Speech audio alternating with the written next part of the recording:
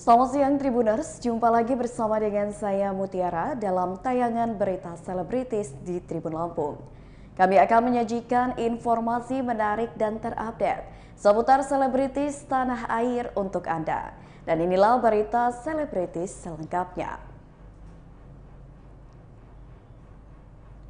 Berita pertama datang dari Raffi Ahmad, hadiahkan mobil seharga 20 miliar untuk Nagita Slavina. Artis Raffi Ahmad baru saja membeli mobil mewah keluaran terbaru merek Rolls-Royce Phantom di showroom mobil milik pengusaha Rudy Salim.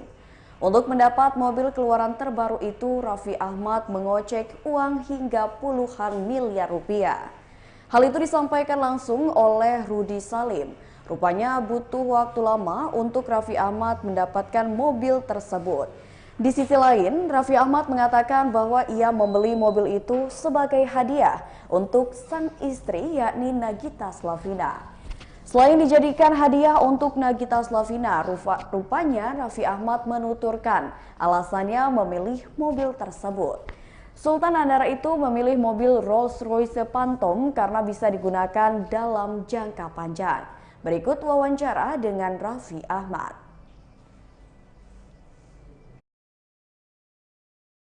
Emang ini mobilnya datang, ini salah satu mobil yang gue suka juga. Sebenarnya ini hadiah buat Nagita, karena dia waktu itu udah hadiahin saya mobil, saya hadiahin lagi tapi dia orangnya malu, jadi dia kaget mungkin dia nggak pernah datang ke acara.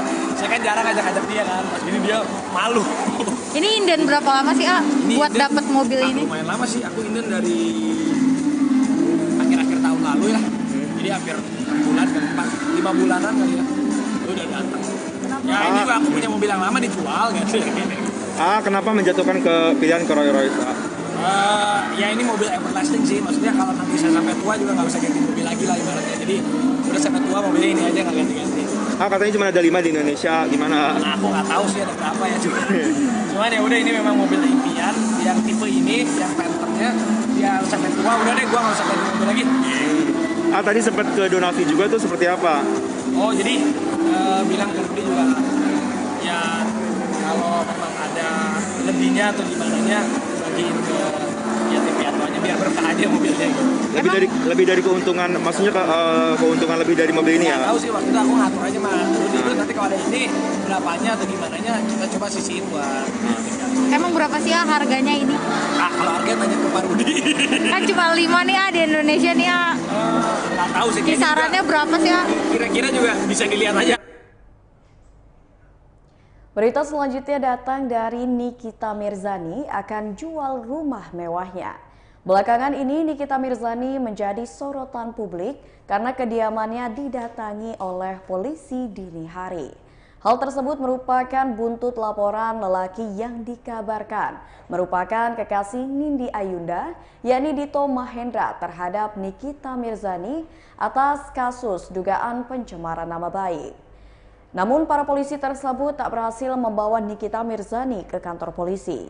Di samping itu, Nikita Mirzani juga menciduk orang-orang yang diduga mengintai rumahnya. Bahkan Nikita Mirzani meneriaki orang-orang yang diduga mengintai rumahnya tersebut. Berbagai kejadian yang menghampirinya ini membuat Nikita Mirzani berniat untuk menjual rumahnya. Nikita Mirzani mengungkapkan bahwa rumahnya yang saat ini tidak begitu aman untuk ditinggali. Pasalnya, rumahnya yang saat ini tidak ada penjaga keamanannya. Lebih lanjut, Nikita Mirzani mengungkapkan harga rumah yang akan dijualnya tersebut. Berikut wawancara dengan Nikita Mirzani. Jangan-jangan dia bukannya polisi, tiba-tiba nanti salah ngomong kena lagi. Biarin aja lah, kalau kena kan udah biasa. Iya, tapi gue nggak, kalau lu nanya gue jam 3 itu gue nggak konsen apa-apa, cuman shock aja gitu. Gue tuh jujur ya, sampai detik ini sedih. Itu sedihnya kenapa sih? Kok gue bisa sih diperlakukan kayak begitu? Padahal gue tuh cinta kepolisian loh. Gue tuh merah putih loh. Gue tuh selalu membela yang namanya kepolisian Republik Indonesia gitu. Tapi kok bisa sih? Kok gue digituin kayak teroris gitu? Gue sampai sekarang sedih loh. kayak masih nggak kepikiran aja gitu, kayaknya gue melakukan kejahatan yang gede banget gitu. Riki, akan ada perubahan gak sih di dirimu dalam arti nggak mau kayak gini lagi karena nggak mau berurusan sama polisi? Enggak, kan? gue masih mau aja kayak gini.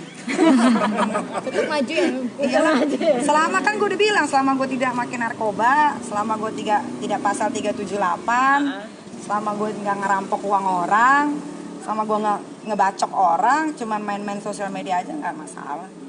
Gue akan terus menjadi yang Nikita Mirzani kayak begini lah, nggak ada yang harus dirubah, nggak ada yang salah. Kan Niki, anak-anak ada ngerasa nggak nyaman nggak kan? Iya, sebenarnya ini makanya ini rumah lama banget lakunya. Mau dijual? Mau dijual. Berapa bayar? Berapa harganya? Ya nggak mampu lah kan. Iya. Ada niatan jual, kenapa Nyaya mau pindah? Enggak, barangkali kan kita mau sekalian. Iya, bukan, karena wilayah ini menurut gua kurang aman ya gitu, karena kok orang bisa lalu lalang nyoret rumah segala macem gitu. Kayaknya gua harus ada yang security depan, jadi kalau kalian mau masuk harus lalu security dulu. Kalau kata gua nggak nerima tamu sampai berak-berak juga nggak bakalan masuk. Berarti mau cluster gitu ya Nyai? Iya. Mau dijual Rumahnya berapa kan udah Niki? ada. Ada daerah mana Nyai? Daerah Wijaya. Di sini mau dijual berapa? Jadi mau dijual berapa? Kemarin Ini Iya. ini murah, ini 12 miliar aja. Astagfirullah. Beserta isi-isinya, kecuali pemiliknya. Nah, Itu duit semua Kak. iya dong. Udah jangan patah semangat gitu. Terus nanya nunduk. Rumah baru tuh budgetnya berapa? Adalah. Kenapa sih? Dalam artian memang sudah tidak merasa nyaman? Gak nyaman. Ini juga bapak-bapak security-nya cuma mau sembako doang dari gue. Ya nggak dijagain. Iya, tanya deh. Berita selanjutnya datang dari politikus sekaligus penyanyi tanah air Pasha Ungu ingin fokus di dunia politik. Selama 25 tahun berkarir, Pasha Ungu tidak hanya fokus bermusik, melainkan ia juga terjun ke panggung politik. Pasha Ungu sempat merasakan menjadi kepala daerah dengan menjabat wakil wali kota dan pelaksana tugas wali kota Palu belum lama ini. Namun Pasha Ungu gagal maju menjadi gubernur Sulawesi Tengah dan kembali ke Jakarta untuk mempersiapkan diri menjadi anggota DPR RI pada pemilu 2024. Pria berusia 42 tahun tersebut mengakui di usia dan popularitasnya saat ini, ia tak mau mementingkan kebahagiaan untuk dirinya sendiri. Langkah vokalis grup band Ungu Maju untuk menjadi anggota DPR RI pada pemilu 2024 rupanya sudah disetujui oleh partai serta keluarga tercintanya. Kesiapan ayah 7 anak itu menjadi anggota DPR RI sudah sangat disiapkan. Bahkan ia sudah melakukan sosialisasi kepada daerah pemilihan atau dapil untuk pemilu 2024 mendatang. Berikut wawancara dengan Pasha Ungu. Semua ngebantu Untuk anak-anak udah semakin besar, makin dewasa semua, punya karir masing-masing. Turun dari ayah sendiri gimana? Jadi memang kalau secara industri ini kan sangat jauh berbeda dengan ya kurang lebih di industri yang saya alamin di 10-15 tahun yang lalu gitu kan. Hari ini masing-masing dituntut untuk punya kemampuan mengeksplorasi kelebihannya masing-masing. Baik kelebihan dari sisi medsos, kelebihan dari sisi suara dan seterusnya gitu. Itu memang harus dikolaborasi gitu. Nah, kami sebagai orang tua pada prinsipnya support. Ya saya kira semuanya tahu ya bagaimana kami baik saya maupun bundanya kalau untuk hal-hal yang positif apalagi dunia tarik suara nggak ada kata tidak untuk anak-anak kalau memang butuh support dari orang tua. Yang kedua yang saya bangga saya sampaikan sekali lagi bahwa anak-anak saya ini khususnya Kisha sama Sakina yang sudah terjun di industri musik ini benar-benar tidak mengandalkan bapaknya sebenarnya. Jadi ini mereka benar-benar memulai sendiri ya. Kalau bapaknya paling sebatas apa yang bisa ayah bantu misalnya ya itu. Tapi kalau untuk latihan sendiri saya juga nggak tahu nih Kisha ternyata suaranya lebih bagus dari bapaknya. Sakina ya kan gitu. Ini ya luar biasa loh, maksudnya saya surprise sebagai bapak tuh saya surprise aja. Anak-anak udah hebat, udah bisa masuk industri ya kan, industri musik Indonesia gitu, dengan gaya pasar yang baru, dengan cara jualan yang baru. Dan jujur, berita selanjutnya, Dr. Siska laporkan balik Kevin Hillers atas kasus dugaan penganiayaan.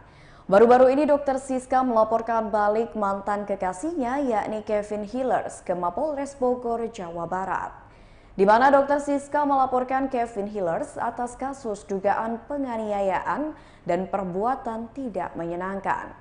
Kini proses hukum tengah berjalan dan Dr. Siska baru saja memberi keterangan kejadian penganiayaan yang dialaminya pada pihak kepolisian.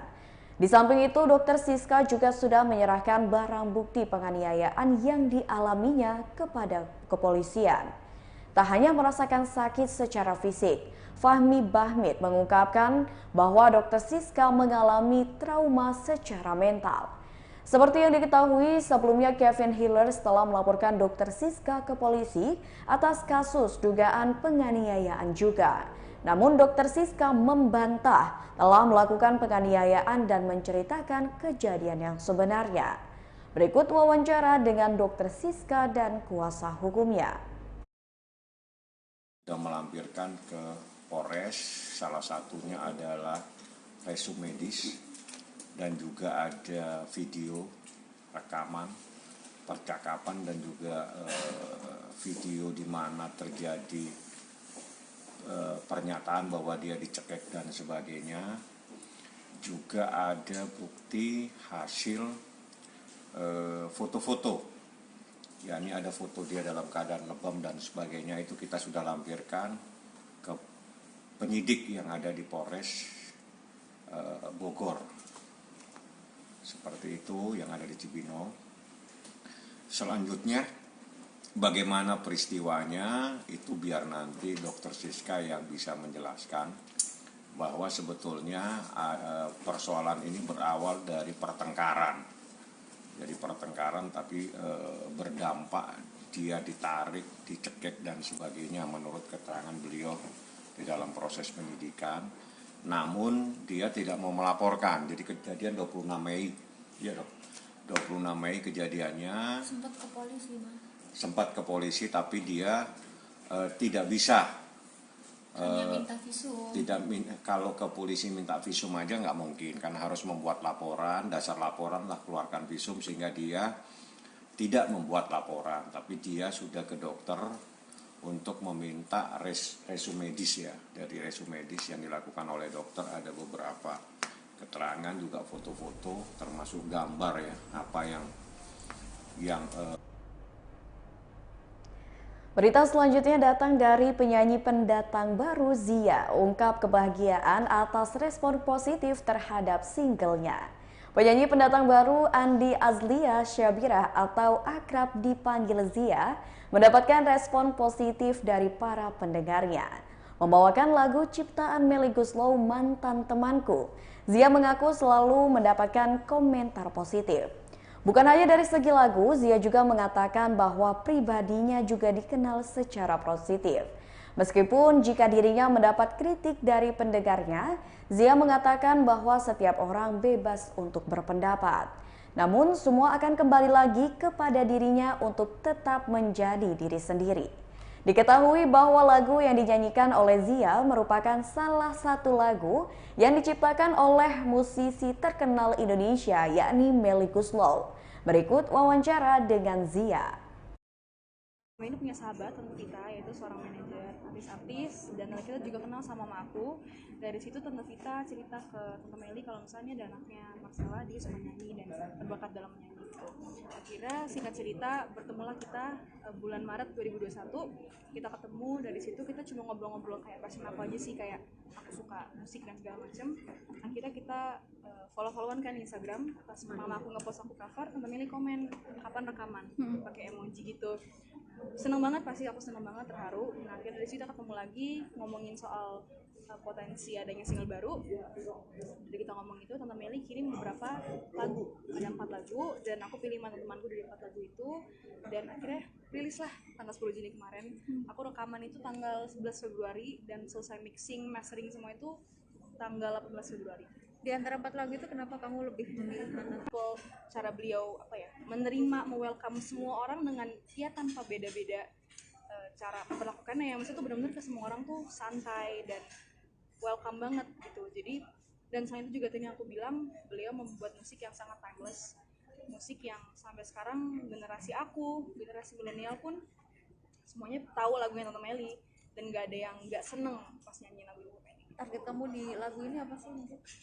Target aku di lagu ini adalah untuk selain juga aku ingin lagu aku didengar oleh musik Indonesia, pastinya aku juga. Baiklah Tribuners, itulah berita selebritis bersama dengan saya Mutiara. Jangan lupa untuk terus saksikan YouTube Tribun Lampung News Video, Facebook Tribun Lampung, Instagram @Tribun Lampung, dan TikTok @Tribun Lampung untuk informasi terupdate lainnya. Selamat siang dan sampai jumpa.